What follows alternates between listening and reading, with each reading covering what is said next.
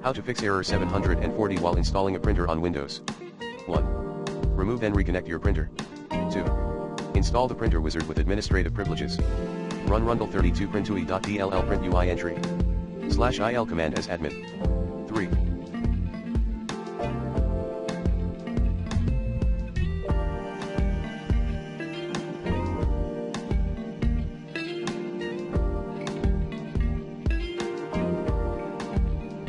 Run the printer troubleshooter. 4.